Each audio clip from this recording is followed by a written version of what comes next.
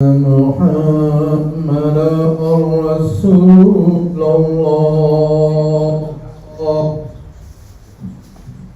حي على الصلاة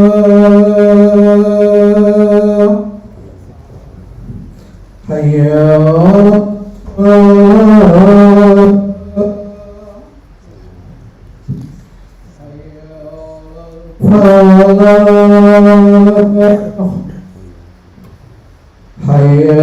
على الفلاح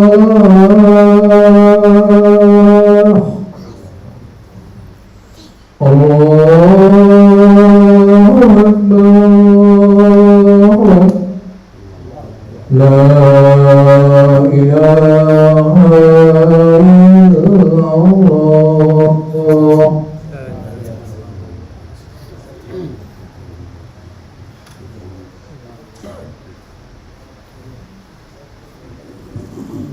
بسم الله الرحمن الرحيم.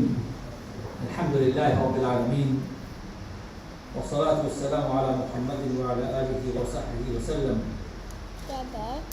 My dear brothers and sisters, I'd like to begin by thanking Allah, Alhamdulillah Rabbil Alameen, the Lord of the world, Master of the Day of Judgment. For He Azza wa Jal has given us the ability to be here again today. It is indeed a ni'mah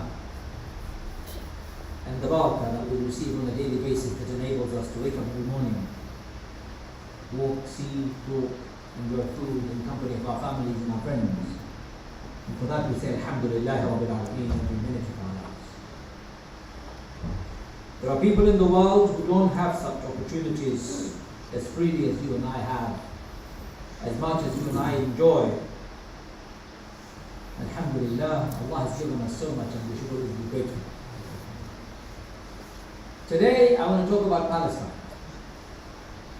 For those of you who have come ready, well, it will be an interesting conversation. For those of you who don't think politics should be discussed from the pulpit, I'd say to you, please put your fingers in your ears and then listen to what I'm going to say. Forgive me for saying that, but I don't intend to insult anyone or hurt anyone. But the Imams, if they don't discuss the issues of the world from the pulpit, who should address the issues of the world? And if the issues of the world are not addressed properly using Islam, the guidance of Allah Azza wa Jalla and His beloved Prophet Muhammad sallallahu alaihi wasallam, who should be giving guidance to the world? So Allah says in the Quran, وَمَا لَكُمْ لَا تُقَاتِلُونَ فِي سَبِيلِ اللَّهِ وَالْمُسْتَضْعَفِينَ مِنَ الرِّجَالِ وَالنِّسَاءِ وَالْوِلْدَانِ الَّذِينَ يقولون ربنا أخرجنا من هذه القرية الظالم أهلها واجعل لنا من لدنك وليا واجعل لنا من لدنك نصيرا. If you haven't heard this verse and if you don't know the meaning of this verse, listen to the verse again. وَمَا لَكُمْ لَا تُقَاتِلُونَ فِي سَبِيلِ اللَّهِ وَالْمُسْتَضْعَفِينَ مِنَ الرِّجَالِ وَالنِّسَاءِ وَالْوِلْدَانِ الَّذِينَ يقولون ربنا أخرجنا من هذه القرية الظالم أهلها وَجَعَلْ لَنَا مِنْ لَدُنْكَ وَلِيًّا وَجَعَلْ لَنَا مِنْ لَدُنْكَ نَصِيرًا. And Allah says, how could you refuse to struggle against those people in the cause of Allah, for the utterly helpless, dispossessed man and woman and children who are crying out saying, رَبَّنَا أَخْرِجْنَا مِنْ هَذِهِ الْقَرْيَةِ الظَّالِمِ أَهْلُهَا. Oh Lord, lead us forth to freedom out of this land whose people are oppressors. وَجَعَلْ لَنَا مِنْ لَدُنْكَ وَلِيًّا, and raise from amongst us somebody who will be a protector. وَجَعَلْ لَنَا مِنْ لَدُنْكَ نَصِيرًا, and raise someone from amongst us who will bring us help and support. Allah is saying, and what is wrong with you? That you should refuse to struggle and rise against those people or oppressors. And people of that land are crying out, the oppressed, the dispossessed, the refugees, those who are being bombarded and killed and constantly subjugated, are crying out, saying, "Oh Allah, our sustainer, lead us out of this awful people's land. Take us away from this land. Rescue us from this awful place, Ya Allah. For these people are oppressors. Send us a protector. Send us somebody who will help us." What's wrong with you? Allah says that you don't struggle. What's wrong with you? Allah is addressing you again. You can't stay silent about evil in the world. You can't stay silent about injustices in the world. You can't stay silent about occupation, illegal wars. You can't. It is against Islam to remain silent. Anyone who remains silent against any oppression, whether the oppression is being done against Muslims or non-Muslims, it makes no difference. You must speak against oppression because that is your duty as Muslims. Allah says, "I'dilu wa aqrabu lit-taqwa." Be just, for that is the closest you can ever be to Allah consciousness. Being just is not just to only act justly at your own homes, but struggle for justice for the people of the world. Every part of the world, in every corner of the world, for every human being on this earth, whether they are Muslims or non-Muslims. My brothers and sisters, I ask you to wake up and realize we have a duty and a responsibility to struggle. Some people are terrified of struggle. You know why? Because they are worried people will pull their names. Some people are afraid of criticizing Israel, the state of Israel, because if you criticize Israel, some people will accuse you of being anti-Semitic. Who told you criticizing Israel is anti-Semitic? Who told you that? I can stand here and criticize Britain every day of my living memory. I can stand here and criticize America every second of my living memory. I can stand here and criticize Saudi Arabia. I can criticize Bahrain. I can criticize Bangladesh, Pakistan. I can criticize Somalia. I can criticize any country I like because if that country violates human rights, if that country is oppressive, I have the right to criticize them. Why am I being silenced when it comes to criticizing Israel? Why?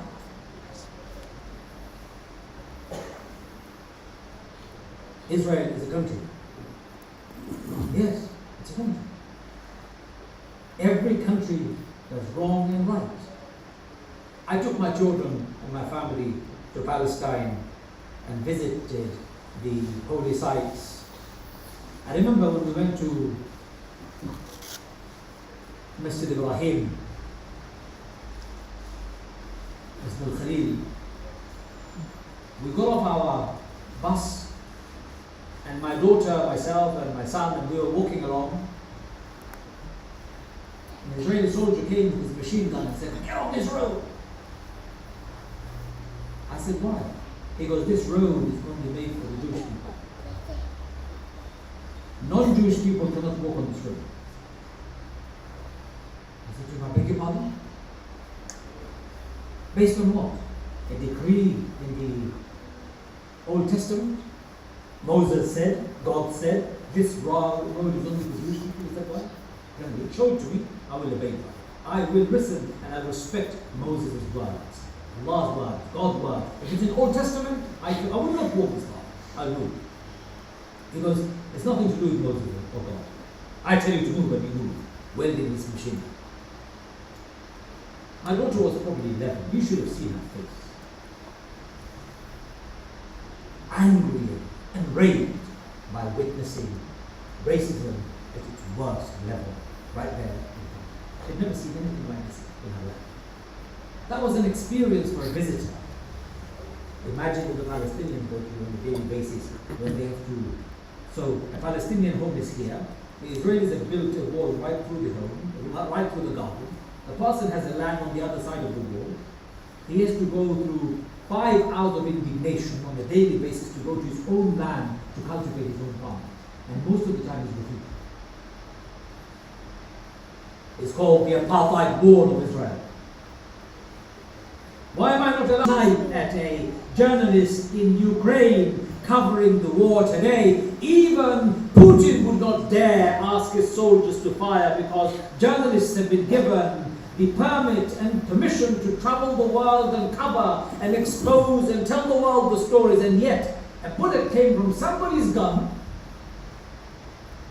precisely to target her ear because she was wearing a helmet. She was wearing a bulletproof vest. Not to debilitate her, somebody could have fired at her feet, or her legs, or her arms. No, precisely under her ear. In other words, a professional sniper with a professional gun taking her target on this particular woman. Why? Because she was known as an open critique of Israel. She was known as the champion of the Palestinians. She was known for telling the truth to the world. The world doesn't want to hear it. She was prepared to go and do it, and she sacrificed her life. She was assassinated by the Israeli soldiers, assassinated by the Israeli soldiers on that day. And look at how the lies and information have been twisted straight away. No, the Palestinians shot her because they wanted to have somebody amongst their ranks so that the international community would suddenly put focus on the Palestinians. Palestinians have been subjugated for the last 70 years. Why would they kill Shireen Abu Akleh to get some attention? It was premeditated. It was documented. It was a clear assassination of a journalist in Jenin in Palestine. Okay, what were Israeli soldiers doing in Jenin in the first place? It's supposed to be part of West Bank. If Israel says that Jenin is not somewhere we interfere, it is part of the West Bank. West Bank is controlled by the Palestinians. What are the Israeli soldiers doing in Jenin in the refugee camp? What are they doing there in the first place? Lies upon lies, my brothers and sisters. And these lies are being bought and accepted, and people are being silenced because of these lies. Our politicians, the coward politicians, and some of the immoral journalists who twist and turn the truth to side one and deride the other. For how long? Politicians, for how long would you do this? For how long would you become cowardly and cower under the pressure? For how long? Will I be silenced? No. Should you be silenced? No. A Muslim will never be silenced. A Muslim will never be silenced. For as long as I breathe, I shall speak for the rights of the people of the world. I shall speak for the freedom of the Palestinians. A group of Muslims were arrested.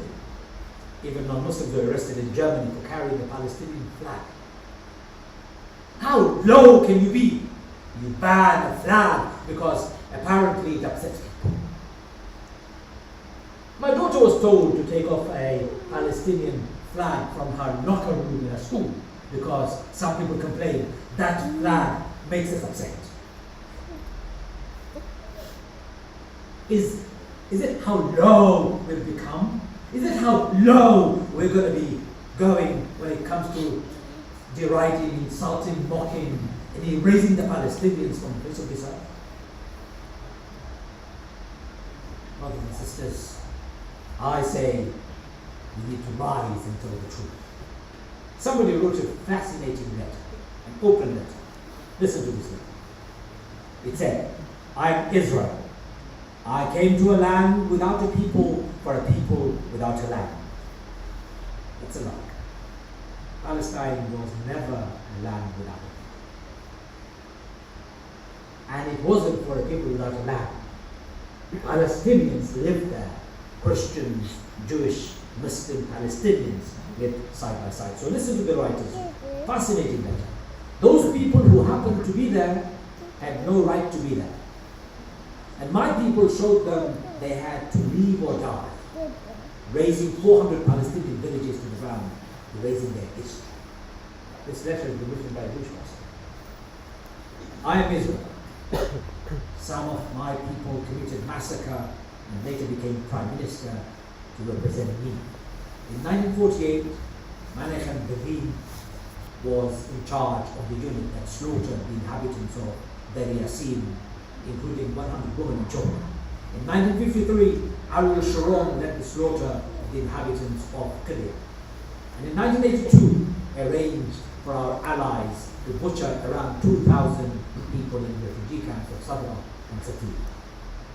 I'm Israel, carved in 1948 out of 78% of the land of Palestinians, dispossessing its inhabitants and replacing them with Jewish people from Europe and other parts of the world.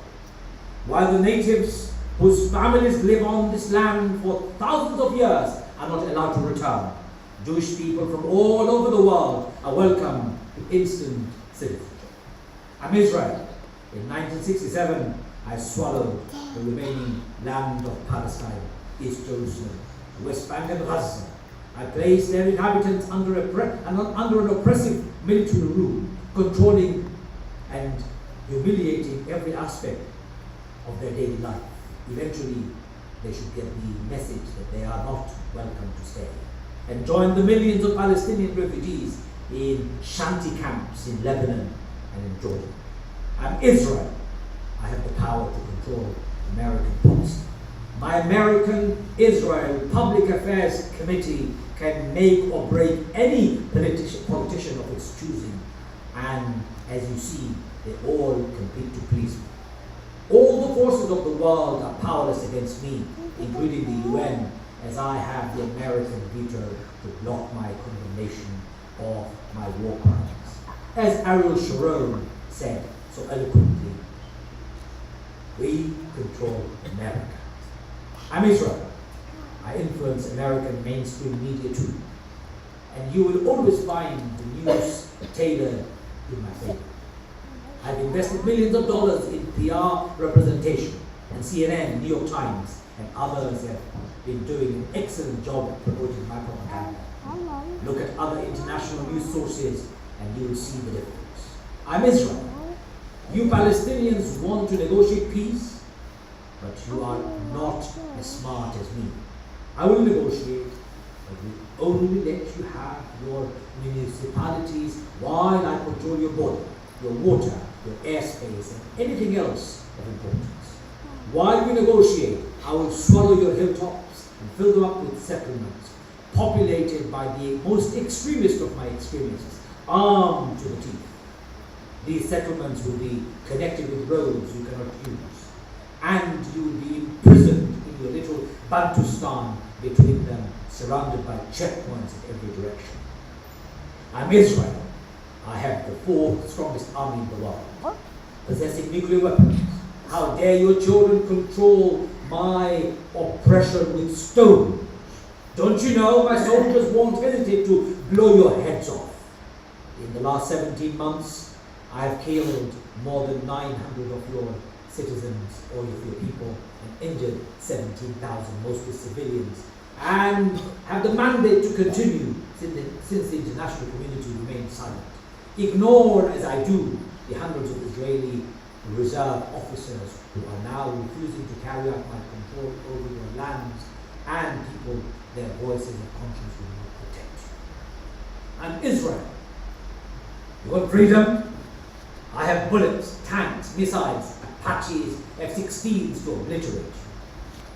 I have placed your towns under siege, confiscated your land, uprooted your trees, demolished your homes, and you still demand freedom? Don't you get the message? You will never have peace or freedom because I have Israel. Truth, written by an Israeli Jewish professor. My brothers and sisters, I tell you, we will not remain silent. We will not remain silent. Make this promise to yourself. We will not remain silent. We're not against Jewish people. We're against oppression. If my father commits oppression, I'll speak up against it. If my mother commits oppression, I'll speak up against it. Why should Israel be accepted? Why should America think it can bully me into submission? Or why should Germany think it can silence the opposition because it can enact laws that disproportionately and awfully discriminates the rights of Palestinians? Why do you think my politicians in my country, in Britain, will get away with remaining silent and silencing anyone who stands for the Palestinians? Why? Brothers and sisters, we shall continue our struggle to see Palestine free. We shall continue our struggle to see Palestine free and restore on this earth peace and stability and justice in all parts of the world. وآخر دعوانا أن الحمد لله رب العالمين.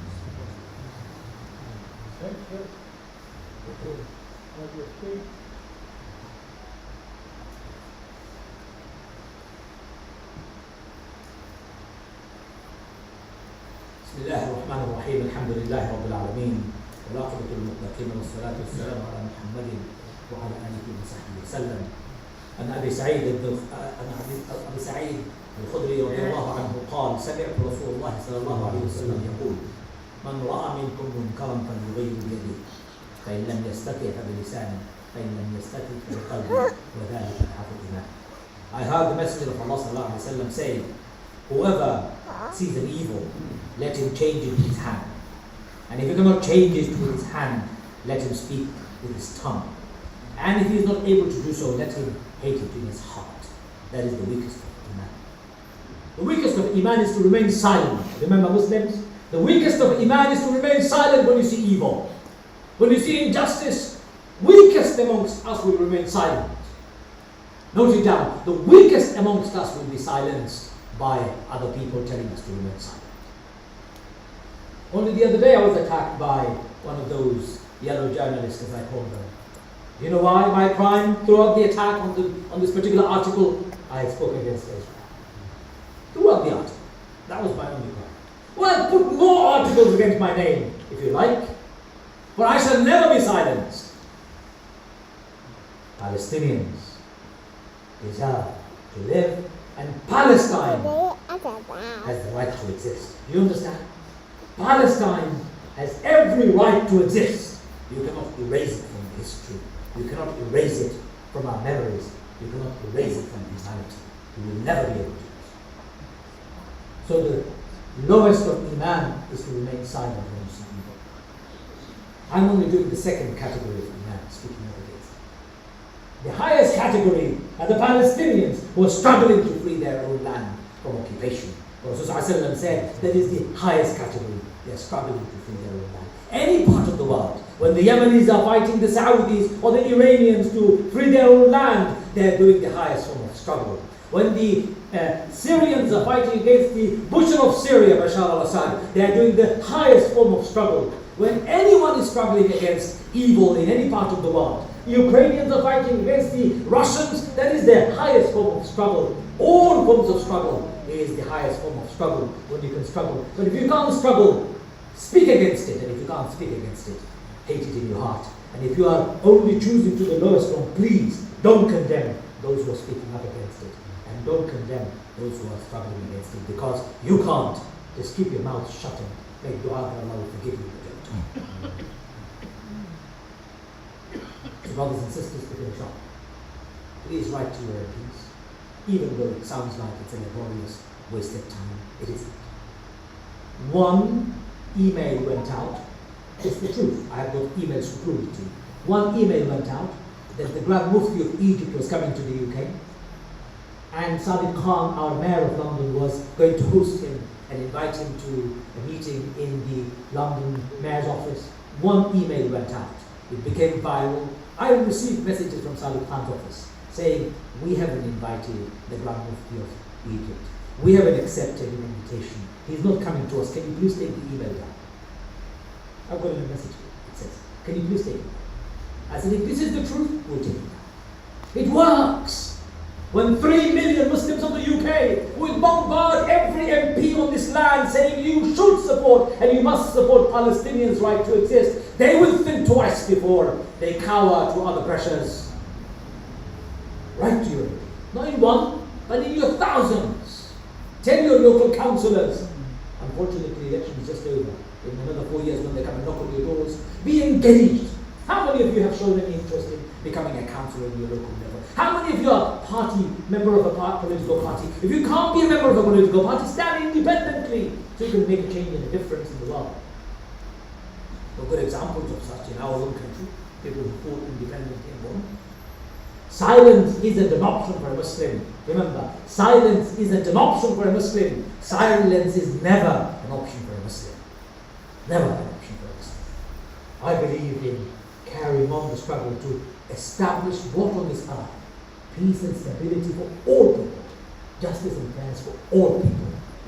That's my message and the message of Islam. May Allah forgive us for our failures. Forgive us for our failures. Enable us so that we can deliver your message properly. Give us the strength to be able to stand against injustices, Ya Allah. Remove injustices from all parts of the world, Ya Allah. Ya Akramul Akrameen, remove occupation from all parts of the world, Ya Allah. Yarhamur Rahimin, free Al-Aqsa, Ya Allah. Free Al-Aqsa, Ya Allah. Free Al-Aqsa, Ya Allah. Yarhamur Rahimin, free the war in Yemen, Ya Allah. Free the war in Yemen, Ya Allah. Free the war in Yemen, Ya Allah. Yarhamur Rahimin, free Syria from the tyrants, Ya Allah. Free Syria from the tyrants, Ya Allah. Yarhamur Rahimin, free every part of the world that is occupied under tyranny or in war, Ya Allah. Yarhamur Rahimin, restore peace and stability in this earth, Ya Allah. Ya Allah, protect us, Ya Allah. Forgive us, Ya Allah. Forgive us, Ya Allah. Bless us, Ya Allah. Bless us, Ya Allah. Protect our children, Ya Allah. Protect our families, Ya Allah. Bless our parents, Ya Allah. Forgive our parents, Ya Allah. Give shifa for the shifa to those who are not well, Ya Allah. Yarhamur Rahimin, Ya Akramul Akrameen. Unite our hearts, Ya Allah. Unite our hearts, Ya Allah. Unite our hearts, Ya Allah. ربنا تقبل منا انك انت السميع العليم وتب علينا يا مولانا انك انت التواب الرحيم. ان الله يامر بالعدل والاحسان وايتاء ذي القربى وينهى عن الفحشاء والمنكر والبغي يعظكم لعلكم تذكرون فاذكروني اذكركم واشكروا لي ولا تكفرون والله يعلم ما تصنعون. اقم الصلاه. Please stand up and make the line straight, and I'll get around to the Qadi to make announcements in the meantime. And I know brothers and sisters are walking along your rows collecting donations for the masjid. Please donate as generously as you can. Allah bless you. Thank you. جزاكم الله خير for that wonderful and inspiring khutbah. Imam, may Allah subhanahu wa ta'ala be willing to practical to the wonderful advice. By way of extension of that, my brothers and my sisters, we would hear the fact about Muslim brothers and sisters and children who have become refugees from Palestine, as well as those who are tracking across Europe from Syria, and those